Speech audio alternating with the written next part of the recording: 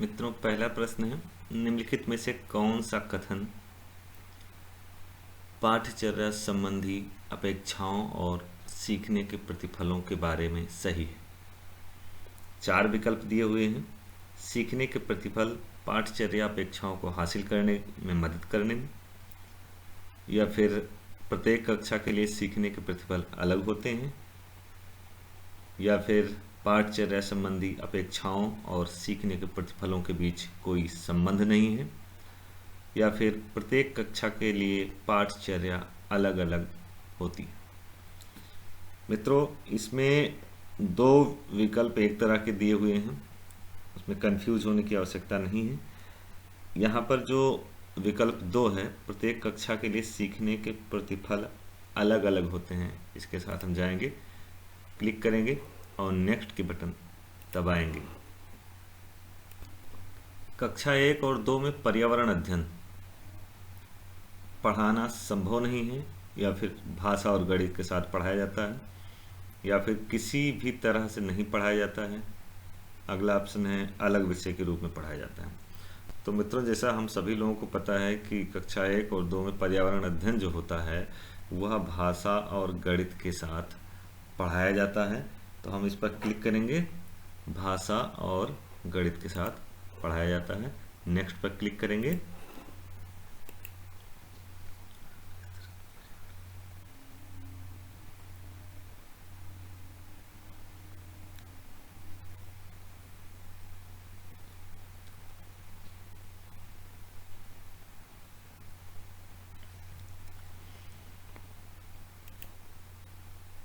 अगला प्रश्न है, प्रारंभिक स्तर जो है, यानी जो हमारा प्राथमिक स्तर है, उसमें पर्यावरण अध्ययन के सीखने के उद्देश्यों में शामिल नहीं किया जाता है। यानी प्राइमरी लेवल पर पर्यावरण अध्ययन के सिखाने और सीखने के जो उद्देश्य हैं उसमें से क्या नहीं शामिल किया जाता है।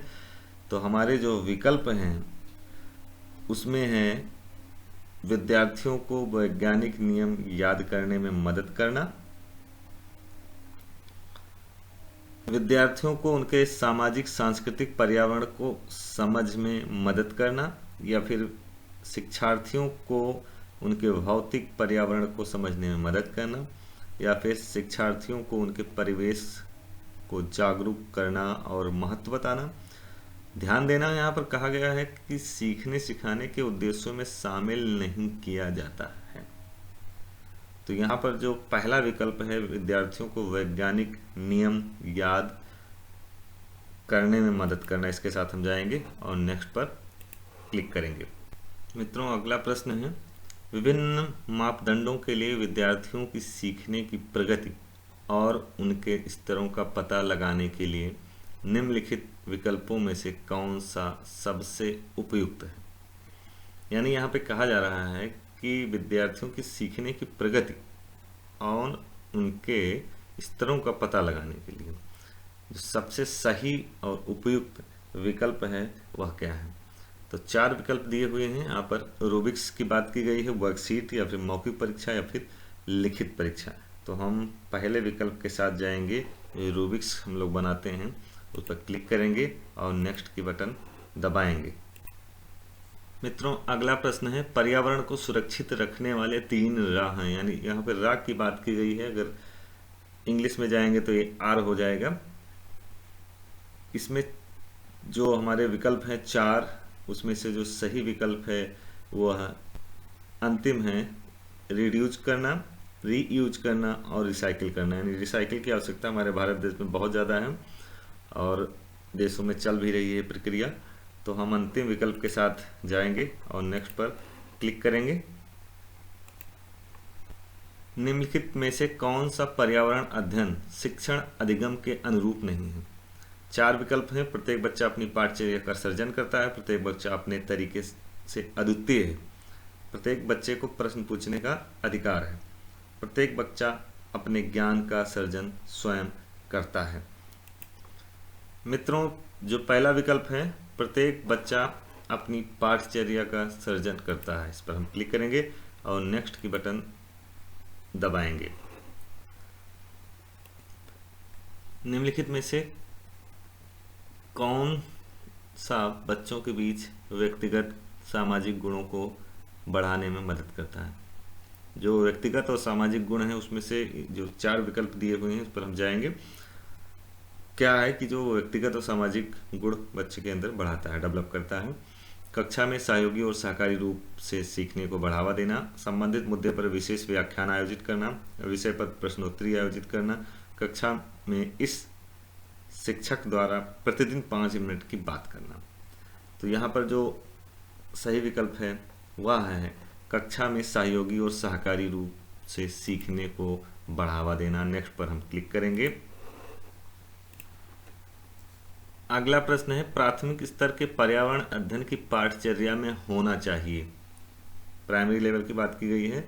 अध्याय के अंत में अधिक अभ्यास प्रश्न को शामिल किया जाना चाहिए, या फिर शब्दों की पूर्ण रूप से सही परिभाषा पर अधिक जोर देना चाहिए, या फिर आसपास की चीज़ों की जांच पड़ताल करने के अवसर उपलब्ध करवाए जाने चाहिए। केवल पाठ्यपुस्तक में संकल्पनाओं की पूरी व्याख्या पर ध्यान केंद्रित करना चाहिए। तो मित्रों, यहाँ पर जो सही विकल्प है वह है कि आसपास की चीज़ों की जांच पड़ताल करने के अवसर दिए जाने चाहिए, अवसर उपलब्ध करवाएं।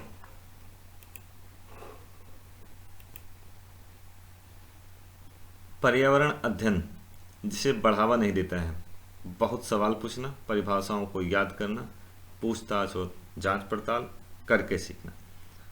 यानी इसमें जो परिभाषाओं को याद करने की बात की गई है वह पर्यावरण अध्ययन उसको बढ़ावा नहीं देता। इस पर हम क्लिक करके आगे बढ़ेंगे। राष्ट्रीय पाठचर्या की रूपरेखा के अनुसार पर्यावरण अध्ययन के लिए कौन सा वाक्यांश सही है? इसमें जो विकल्प है कि पर्यावरण अध्ययन की प्रकृति अंतर विषयक है, इस पर हम क्लिक करेंगे, सबमिट पर क्लिक करेंगे और आप देख रहे हैं कि यहाँ पर स्कोर 10/10 10 में से 10 मिल चुके हैं। आप भी प्रयास करें। बहुत बहुत धन्यवाद।